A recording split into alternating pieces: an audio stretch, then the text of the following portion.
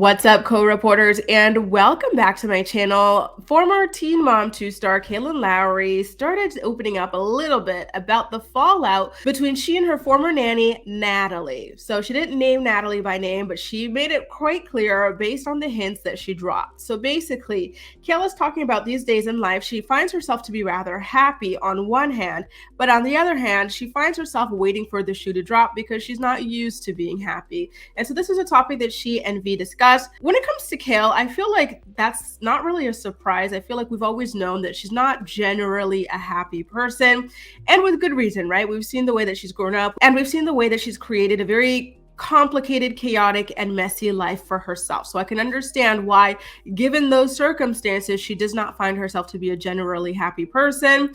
And she's shown that she's not a generally happy person over the years. But her co-host V also said the same thing, that she too doesn't really find herself to be happy typically. And when she is happy, she's waiting for something to make her unhappy, the other shoe to drop. I found that really shocking because I feel like for myself personally, I'm generally happy.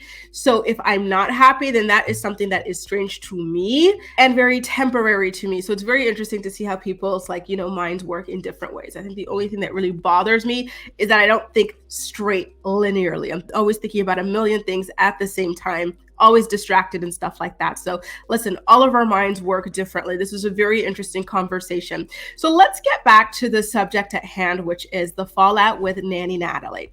So Kail hints at the fallout. She doesn't say what caused it, but she does say that Natalie was not named by name. This is what we are inferring based on the details that she provided, which I will play the audio for you. She is claiming that this ex-friend of hers has been threatening to expose her for a while now. And despite that, still Kail smiles. Let's take a listen to it together, shall we? I feel like that every single day. Every single day I wake up and I'm in a good mood and it's like exit stage left, depression, enter stage right, anxiety about being depressed again. I'm so fucking scared because I do think that the way that everything the tables turned for me was very strange. And I think that in and of itself has been weird. I'm like, how did I end up with, I was really depressed for my pregnancy with Creed. Obviously we know that, I don't need to go into that, but also with Rio, I slept more than I ever had in my whole life. I all of a sudden have twins and I'm the happiest I've ever been, but it's the most chaotic it's ever been.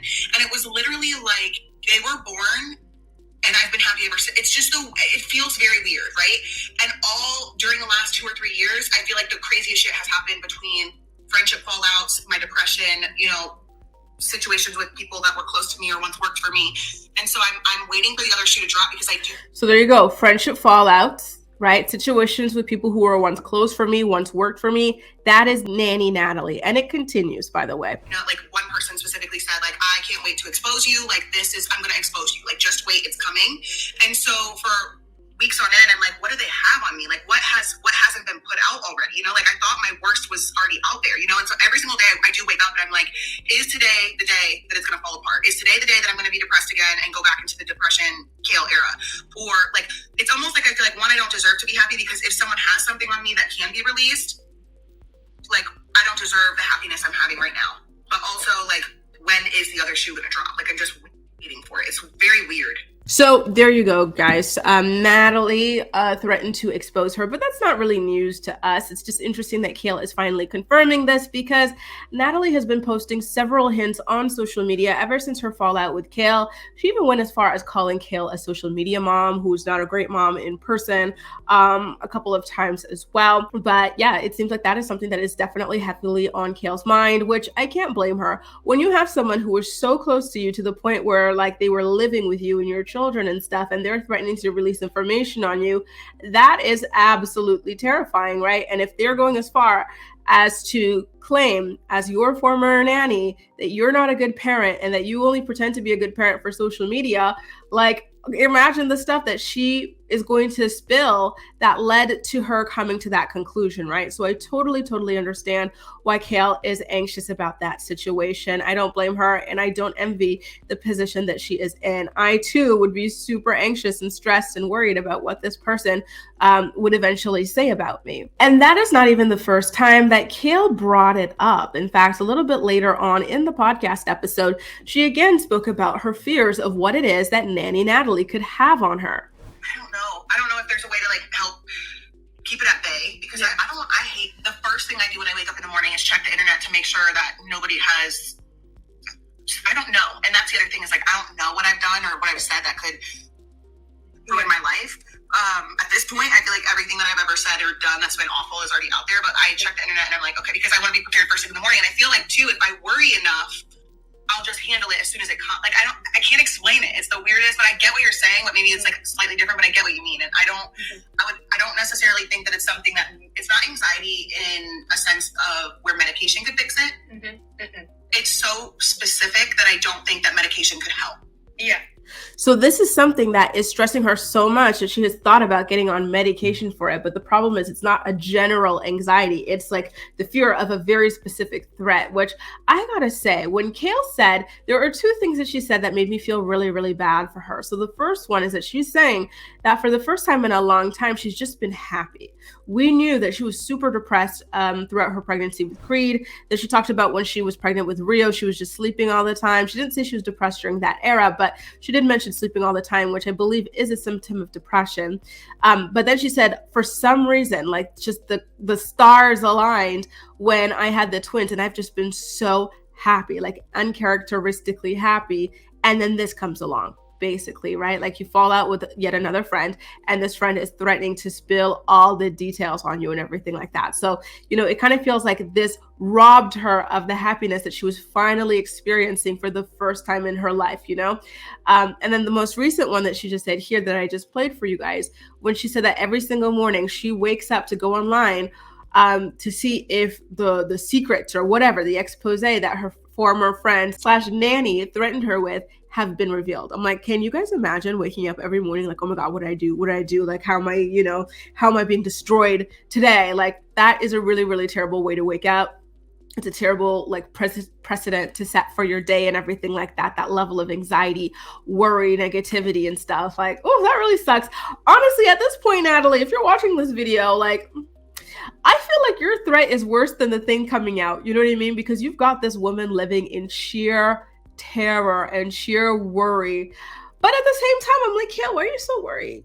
I'll tell you, for example, because I used to live with someone I was dating like 2 years ago.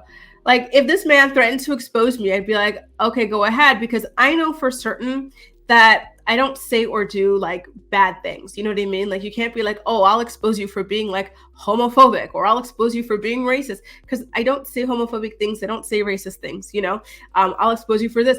Well, I'm also not a violent person. So, a person can't be like, oh, well, Grace hit me, or Grace did this, or, or that, because I don't do that either. So to me, it would kind of be like, okay, well, you would have to go make something up about me for it to be like a really big scandal. Cause like, I'm such a boring person, that like there would be no, you know what I mean? Like there would be no like big gotcha moment with me. So it does also make me wonder what exactly it is that Kail is doing, behind closed doors that she's so worried is going to ruin her life. Right. So again, when Natalie was hinting at their fallout, she was more speaking about like Kail's level of parenting. So maybe, it's going to turn out that Kail doesn't actually really have that much to do with these kids hands-on outside of going to their practices or something like that. I really don't know.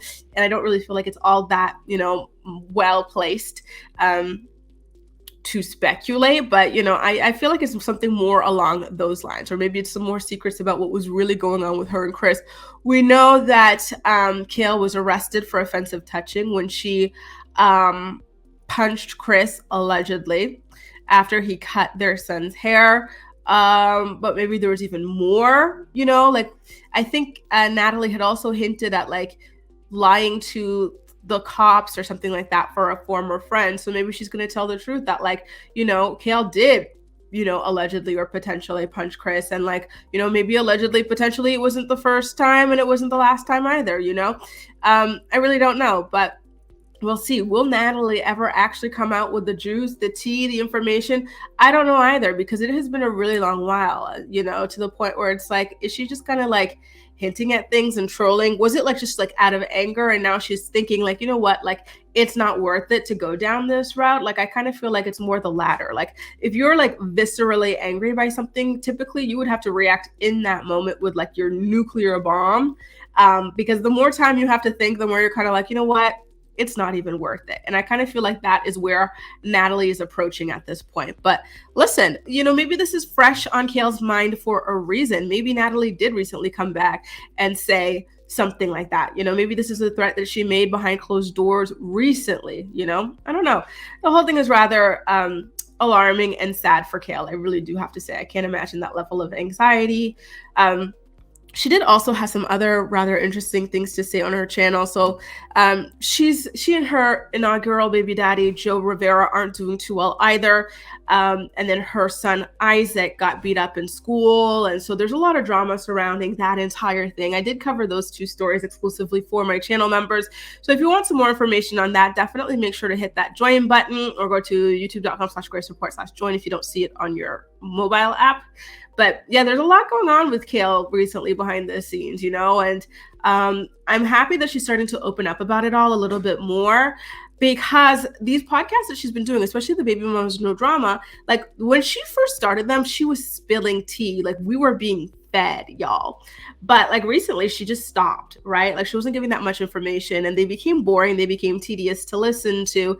And now here she is coming back with more information. One thing I said in my exclusive channel member video was that I was kind of like peeved at, or is it miffed?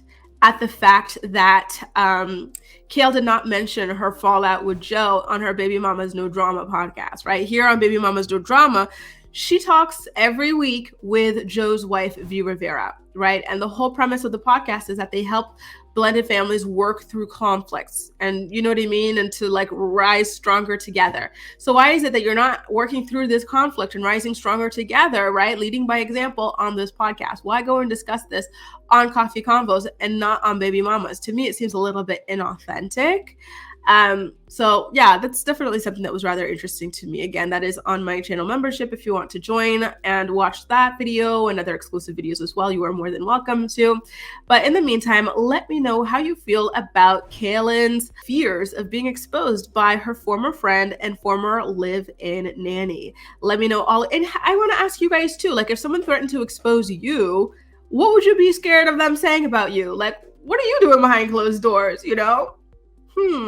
Let me know in the comment section down below. And as usual, we will chat. That's all for now. Thank you so much for watching, and I'll see you next time.